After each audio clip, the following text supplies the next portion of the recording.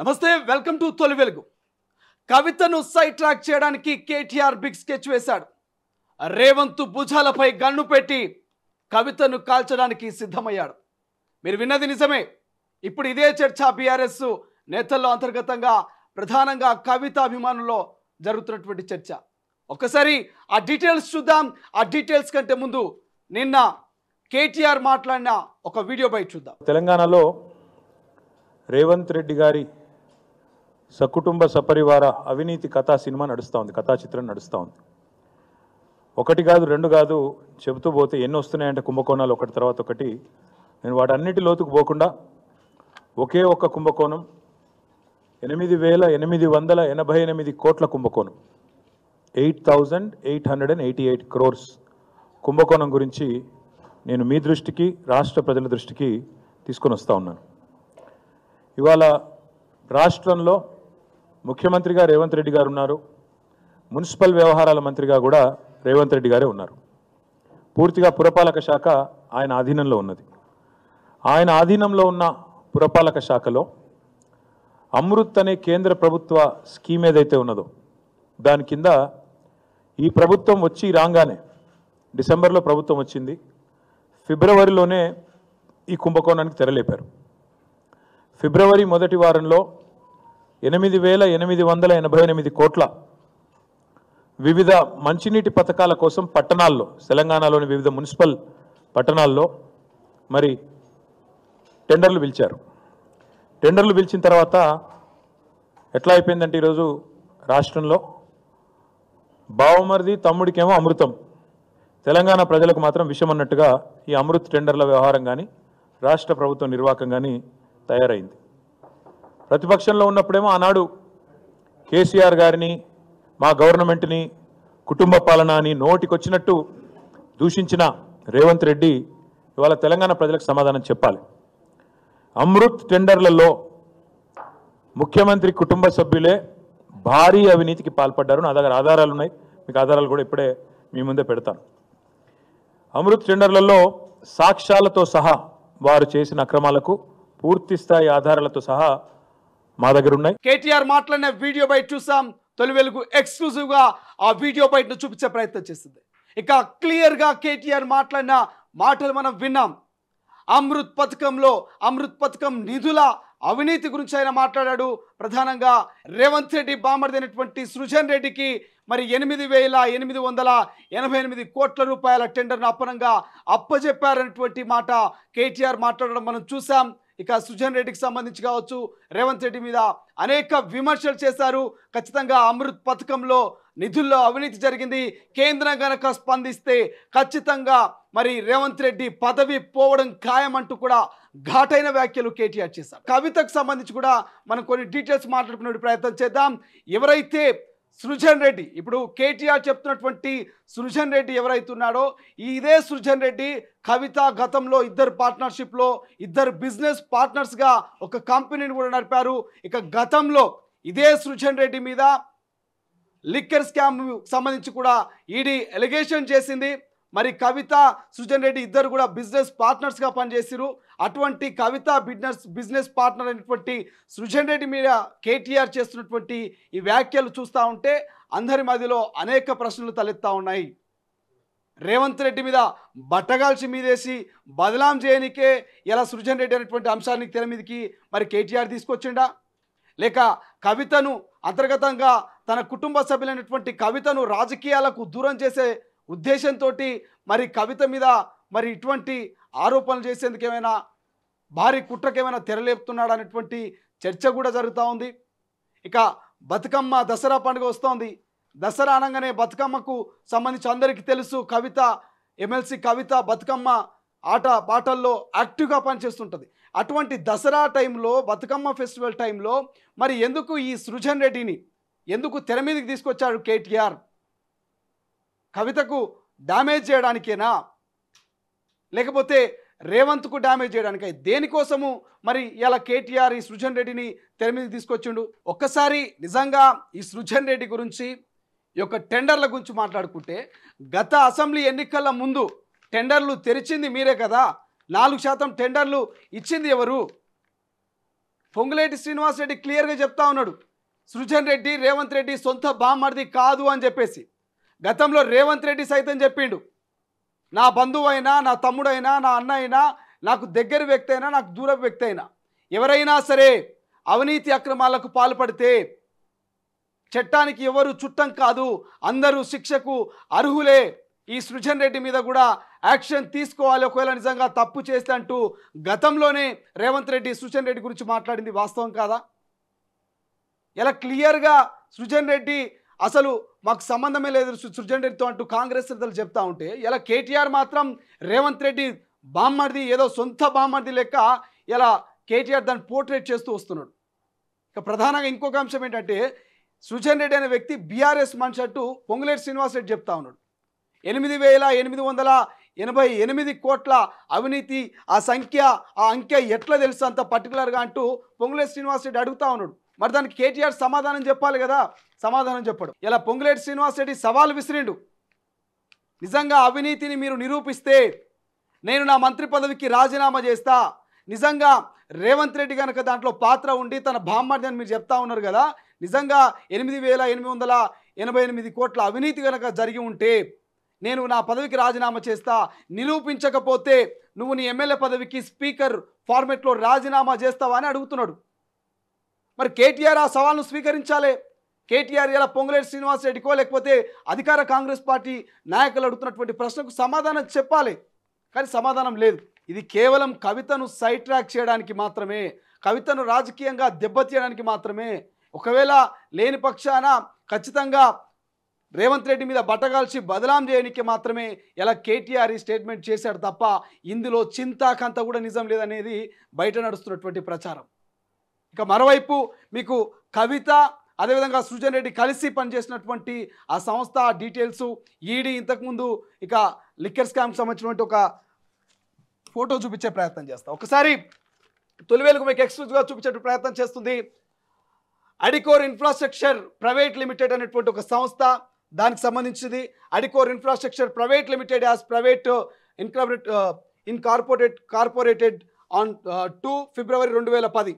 It is classified as non-government company and is registered at Register of Companies ROC Vijayawada. Its authorized shares capital 5 కోట్లు ఉన్నట్టుంది, and it is paid up capital Rs 1 lakh. It is involved in building of complete. ఇక constructions are parts therefore is civil engineering is Adicor Infrastructure Private Limited annual general meeting AGM was last held on NA, and as per records from Ministry of Corporate Affairs and మీకు కనిపిస్తుంది balance sheet was last filed on 31 March 2012. ఇక director of Adicor infrastructure private limited are Kavitha Kalvakuntla and Srujan. కనిపిస్తుంది కదా, కవిత Kalvakuntla and Srujan సూదిని అని చెప్పేసి ఈడ ఇద్దరు పేరు క్లియర్గా అనిపిస్తూ ఉంది. ఇద్దరు పేరు క్లియర్గా అనిపిస్తూ ఉంది. కల్వకుంట్ల కవిత అండ్ సృజన్ సూదిన్ అని చెప్పేసి ఇద్దరు business partners, directors of Adicor infrastructure private limited. కనిపిస్తుందా ఇంత క్లియర్గా? మరి ఇంత క్లియర్గా మీ సోదరి మరి ఇదే సృజన్ సూదిన్ ఇద్దరు కలిసి బిజినెస్ చేసినప్పుడు ఈ అవినీతి అక్రమాలు ఇవన్నీ గుర్తుకు రాలే, రేవంత్ రెడ్డి బామర్దని గుర్తుకు రాలే. అప్పుడు సోదరిని వెనకేసుకొచ్చినావు. అప్పుడు సోదరి ఏ బిజినెస్ చేసినా కూడా రైట్ అయింది. అప్పుడు అది సృజన్ సూదిన్తో చేస్తుందా లేకపోతే ఇంకో వ్యక్తితోట ఏ వ్యక్తితో బిజినెస్ చేసినా మనకు పైసలు వచ్చినాయా, మంచిగా కమాయించినామా, వెనక ఆస్తులు కూడా కట్టుకున్నామా, అక్రమంగా సంపాదించుకున్నామా, ఈ లైన్లో ఉంటారు. కానీ ఇప్పుడు ఇక సృజన్ సూదిను ఎట్లా టెండర్లు ఇస్తారు? ఇంత నిధుల్లో, ఇంత అమృత్ పథకం నిధుల్లో ఇంత అవినీతి జరుగుతూ ఉంది. ఎందుకు మరి కేంద్రం పట్టించుకోవట్లేదు? కేంద్రం రాష్ట్ర ప్రభుత్వాలు ఇద్దరు కుమ్మక్కై చేస్తున్నటువంటి డ్రామా ఇది. బీజేపీ కాంగ్రెస్ ఆడుతున్నటువంటి డ్రామా అంటూ ఇలా బట్టగాల్చి బదలాం చేసే ప్రయత్నం కేటీఆర్ చేస్తూ ఉన్నాడు కదా. మరి మేము అడుగుతా ఉన్నాము, కవిత అండ్ సృజన్ ఇద్దరు కలిసి చేసినటువంటి అడికోర్ ఇన్ఫ్రాస్ట్రక్చర్ ప్రైవేట్ లిమిటెడ్కి సంబంధించినటువంటి బిజినెస్ గురించి కేటీఆర్ ఎందుకు మాట్లాడతలేడు? దీని గురించి కూడా సమాధానం చెప్పాలి కదా. ఇంకో ఫోటో కూడా చూపించే ప్రయత్నం చేద్దాం. ఇక్కడ చూడు, ఢిల్లీ లిక్కర్ స్కామ్కి సంబంధించి ED conducts raids at 30 locations all and Kavitha కనిపిస్తుంది ఇక్కడ. There are allegations that to Sujhan Reddy was a business partner of Kavita who had flooded company called it Adicor Infrastructure. ఇక్కడ కనిపిస్తుంది కదా, బిజినెస్ పార్ట్నర్ అని చెప్తా ఉన్నారు. ఎవరెవరు business partner? Kavitha and Srujan Reddy ఇద్దరు కూడా బిజినెస్ పార్ట్నర్స్. ఇక ఢిల్లీ లిక్కర్ స్కామ్కి సంబంధించి కూడా అనుమానిస్తున్నట్టుగా కొన్ని లొకేషన్లకు సంబంధించి ఆ కంపెనీలకు సంబంధించి ఇక ఈడీ చెప్పినటువంటి పరిస్థితి. సో ఇది నిజం కాదా మరి? గతంలో ఇదే సృజన్ రెడ్డి మీద ఇక మీ చెల్లి కవిత మీద మరి లిక్కర్ స్కామ్కి సంబంధించి వచ్చినటువంటి ఆరోపణలు వాస్తవం కాదా అని కేటీఆర్ని అడుగుతా ఉన్నాం. నిజంగా ఆరోపణలు వాస్తవం కాకపోతే మరి ఎందుకు తిహార్ జైల్లో గిన్ని రోజులు ఉండొచ్చురు? బెయిల్ కోసం గింతెందుకు కష్టపడ్డరు? ఇలా సృజన్ రెడ్డి నిజంగా ఏదో రేవంత్ రెడ్డికి బామ్మర్దంటూ ఇలా బట్టగాల్చి మీదేసే ప్రయత్నం చేస్తూ ఉన్నారు కదా కేటీఆర్ గారు. మరి నిజంగా ఒకవేళ అదే వాస్తవం అయితే, నిజంగా ఆ నిధుల్లో అవినీతి జరిగినట్టయితే మరి పొంగులేటి శ్రీనివాసరెడ్డి చెప్తున్నటువంటి ఛాలెంజ్ను కేటీఆర్ స్వీకరించే దమ్ముందా అని అడుగుతా ఉన్నాము. కానీ ఆ ఛాలెంజ్ స్వీకరించేటువంటి దమ్ము అయితే లేదు. క్లియర్ కనపడతా ఉంది. అడికోర్ ఇన్ఫ్రాస్ట్రక్చర్ ప్రైవేట్ లిమిటెడ్ అని చెప్పేసి క్లియర్ కనపడతా ఉంది. ఇక ప్రైవేట్ ఇక్కడ కనిపిస్తుంది కదా, on February 2010 Adicor infrastructure private limited is private incorporated. It is classified as non government company అట. సో క్లియర్ కనబడతా ఉంది. ఇక Adicor infrastructure private limited is annual general meeting, దానికి సంబంధించి కూడా ఇక balance sheet is was last file 2012. So గతంలో ఇవన్నీ కూడా వాస్తవమా కాదా అని కేటీఆర్ను మేము అడుగుతూ ఉన్నాం. కేవలం చెల్లిని సైడ్ చేయడానికి, అధికార పార్టీ మీద బట్టగాల్చి మీదేనికే, బదలాం జేనికే మాత్రమే ఇలా సృజన్ రెడ్డిని తెర మీదకి తీసుకొచ్చింది కేటీఆర్ తప్ప మరి గతంలో ఆయన మీద ఎలిగేషన్స్ వచ్చినప్పుడు ఎందుకో ప్రశ్నించలే. ఆయన మీద సృజన్ రెడ్డి మీద ఎలిగేషన్స్ వచ్చినప్పుడు ఇదే రేవంత్ రెడ్డి ఖండించుండు, దాని మీద స్పందించిండు. నిజంగా ఏమైనా తప్పు చేస్తే ఖచ్చితంగా శిక్షించాలంటూ కూడా రేవంత్ రెడ్డి మాట్లాడినటువంటి మాటలు అందరికీ తెలిసినాయి. ఇలా కొత్తగా మరో అంశం తెర మీద తెచ్చేటువంటి ప్రయత్నం చేస్తాను. ఇలా అన్ని దినపత్రికల్లో క్లియర్గా రాసిరు. అమృతుల అవినీతి నిరూపిస్తే రాజీనామా చేస్తా అంటూ పొంగులేటి చెప్తున్నాడు క్లియర్గా. 29 ఎన్నికల కోడ్కు సంబంధించి ఇక్కడ క్లియర్గా ఆయన చెప్తున్నాడు మనకు. December 7న కాంగ్రెస్ ప్రభుత్వం ఏర్పడిన తీరు తర్వాత టెండర్ల విషయం సీఎం రేవంత్ రెడ్డి దృష్టికి రావడంతో వాటిని రద్దు చేసి పాత SSR ధరల ప్రకారమే మళ్ళీ టెండర్లు పిలిచినామని పొంగులేటి వెల్లడించడం జరిగింది. క్లియర్గా దీనికి సంబంధించి మొత్తం పనుల్లో 2300 కోట్ల విలువ చేసే 7వ ప్యాకేజ్ పనులు బహుమతిగా ఇచ్చారని ఆరోపించారు. ఎవరు? ఉపేందర్ రెడ్డి, కందాల ఉపేందర్ రెడ్డి బీఆర్ఎస్లోకి మారినందుకు అల్లుడు సృజనారెడ్డికి. సో దీని గురించి మాట్లాడరు. మరి దీని గురించి అస్సలు మాట్లాడట్లేదు కేటీఆర్. ఇలా కేవలము అందులో అవినీతి జరిగింది, అక్రమాలకు పాల్పడ్డరు, మరి ఇట్లా అయింది అట్లా అయిందంటే మరి ఎందుకో పొంగులేటి శ్రీనివాసరెడ్డి చెప్పినట్టుగా నువ్వు ఎందుకో రాజీనామాకు సిద్ధమైతలేవు? ఇలా పొంగులేటి శ్రీనివాసరెడ్డి అడుగుతున్నా, అమృతుల అవినీతి నిరూపిస్తే నేను రాజీనామా చేస్తా అంటున్నాడు. మరి రాజీనామా చేస్తా అన్నప్పుడు నువ్వెందుకో రాజీనామాకు సిద్ధమవ్వట్లేదు? నువ్వెందుకు దాని మీద స్టేట్మెంట్ ఇవ్వట్లేదు? కేటీఆర్ ఎలా స్టేట్మెంట్ ఇవ్వాలి కదా, సో ఇవ్వడు. ఎలాగైతే చెల్లిని సైడ్ చేయాలన్నటువంటి ఆలోచనలో ఉన్నట్టుగా మనకు క్లియర్గా తెలుస్తూ ఉంది. కవితకు సంబంధించి ఆ కేటీఆర్ ఎట్లా సైడ్ చేస్తున్నా ఇంకొంత బ్రీఫ్గా చెప్పే ప్రయత్నం చేస్తా. కేటీఆర్ చెప్పిన రేవంత్ బామ్మర్ది పేరు ఏమిటి? సృజన్ రెడ్డి. అయితే ఇందులో ఓ ట్విస్ట్ ఉంది. రేవంత్ కోర్టులో ప్రాజెక్టు ఏమి కట్టబెట్టాడో, ఏమి ఎంక్వైరీలు తేలుతుందో చూద్దాం. ఆయనకు నిజంగా ప్రాజెక్టు సంపాదించాడా లేదా అనేది ఇక్కడ విషయం మాత్రం అర్థం కావడం లేదు. కానీ రేవంత్ బామ్మర్ది అని కేటీఆర్ చెప్తున్న సృజన్ రెడ్డి ఇప్పుడు కొత్తగా వార్తల్లో వచ్చినటువంటి వ్యక్తి కాదు. స్వయంగా తన సోదరి కవిత లిక్కర్ స్కామ్లో తెర మీదకి వచ్చిన పేరు. అది కూడా ఎలా అంటారా, కవిత సృజన్ రెడ్డి బిజినెస్ పార్ట్నర్స్. ఇక ఇది మేము చెప్తున్న మాట కాదు, ఈడీ చెప్పిన మాట. ఇక గతంలో అరెస్ట్ అయిన లిక్కర్ స్కామ్లో సృజన్ రెడ్డి ప్రస్తావన వచ్చింది. సృజన్ రెడ్డి ముందు పెట్టి కవిత ఓ ఇన్ఫ్రాస్ట్రక్చర్ కంపెనీని కూడా మొదలుపెట్టింది. దీంతో ఈడీ ఆయనకు చెందిన ప్రాంతాల్లో దాదాపు దాడులు చేసేటువంటి ప్రయత్నం చేసింది. అంతేకాదు ఇక అడికోర్ ఇన్ఫ్రాస్ట్రక్చర్లో సృజన్ అండ్ కవిత డైరెక్టర్స్ అని ఈడీ ప్రెస్ నోట్ లాంటిది కూడా రిలీజ్ చేసింది. మరి ఎక్కడైతే తనకు ప్రపంచవ్యాప్తంగా గుర్తింపు తెచ్చిన బతుకమ్మ నమ్ముకొని ప్రజల మధ్యకు వెళ్ళిన కవిత ఇక ఈ టైంలో సుజన్ రెడ్డి కోర్టులు బుక్ చేశాడంటూ కేటీఆర్ లెక్కలు మీడియాకు చూపారు. ఇక దీని వెనుక కేటీఆర్ బిగ్ ప్లాన్ వేశారన్నటువంటి కవిత మద్దతుదారుల లోపల గుసగుసలు వినిపిస్తున్నాయి. అసలే లిక్కర్ స్కామ్ నుంచి బయటపడిన తమ నేతను పొలిటికల్గా ఎదగకుండా రక్త సంబంధికుడు ఇలా ఆమె కెరియర్ను ఫుల్ స్టాప్ పెట్టాలని భావిస్తున్నాడా అనే పొలిటికల్ సర్కిల్లో పెద్ద ఎత్తున చర్చ జరుగుతోంది. సో ఇది మొత్తం మీద ఎట్టి పరిస్థితుల్లోనూ రాజకీయంగా కవితను అడ్డుకోవాలనేటువంటి కుట్ర అంతర్గతంగా తన కుటుంబంలో జరుగుతుంది. అది కేటీఆర్ తన సోదరిని ఇక సైట్ చేసే పనిలో ఉన్నారన్నటువంటి ప్రచారం అయితే కొంత బీఆర్ఎస్లో జరుగుతుంది. కవిత అభిమానులు, కవిత వర్గీయులు అయితే కొంత లోపల ఆందోళన చెందుతున్నట్టు తెలుస్తుంది. మొన్నటిదాకానే ఢిల్లీ లిక్కర్ స్కామ్ కేసులో జైల్లో ఉండి వచ్చినటువంటి మా కవితక్క ఇప్పుడిప్పుడే బతుకమ్మ పండుగ వస్తుంది, బతుకమ్మ అనగానే మా కవితక్కనే గుర్తొస్తుంది. ఇక బతుకమ్మ ఎత్తుకొని జాగృతి ఆ పాటలు ఆటలతో జనాల్లోకి వెళ్ళే మా అక్కను ఎందుకు సృజనారెడ్డి పేరుతో తెర మీదకి తీసుకొచ్చి కేటీఆర్ మళ్ళీ బదలాం చేసే ప్రయత్నం చేస్తున్నటువంటి చర్చా డిస్కషన్ నడుస్తూ ఉంది. మనం ఇంతకుముందు చూపించినాం క్లియర్గా ఒక ప్రైవేటు కంపెనీకి సంబంధించి కూడా ఇద్దరు డైరెక్టర్గా పనిచేసారు, పార్ట్నర్స్గా, బిజినెస్ పార్ట్నర్స్గా. ఇటు సృజన్ రెడ్డి కవిత వాళ్ళకి సంబంధించినటువంటి కొన్ని లొకేషన్లో ఈడీ కూడా గతంలో తనిఖీలు చేసింది. సో ఢిల్లీ లిక్కర్ స్కామ్లో సృజన్ రెడ్డి పేరు కూడా తెర మీదకి వినిపించినటువంటి పరిస్థితి మనం చూసాం.